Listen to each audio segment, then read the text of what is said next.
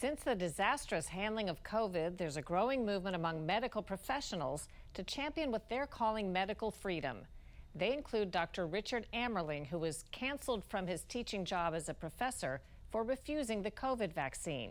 He's co-author of The Next Wave is Brave, Standing Up for Medical Freedom.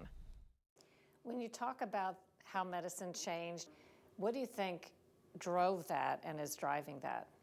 Pharma, for sure. I mean, evidence-based medicine was the means by which they then took over medicine because it created a hierarchy of evidence. So the randomized controlled trial was up at the top, and anything under that was suspect, right? And what was particularly suspect were physicians' actual experience, which is absurd because that's the basis of medical practice. So that enabled them to create these guideline panels. They would do a review of the evidence by an outside group, by the way. It wasn't the doctors themselves poring over journals. No, they had pre-selected literature that they would review and then come up with recommendations for various clinical problems.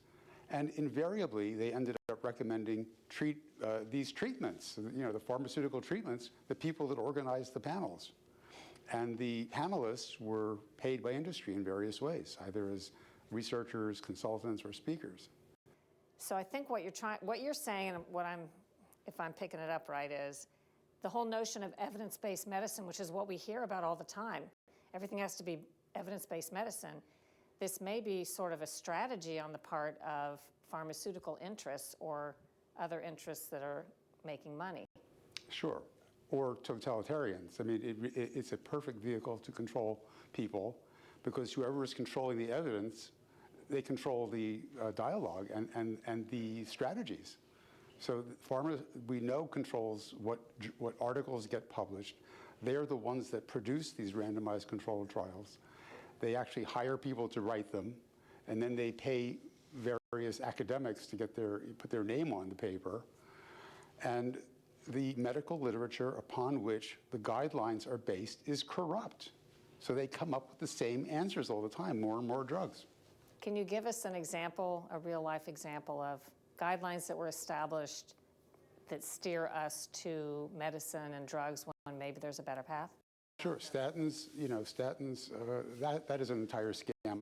But the whole cholesterol theory is really bogus. Cholesterol does not cause heart disease. I talk about how we go away from real science and we're just looking at studies which they call evidence. The studies just look at a population.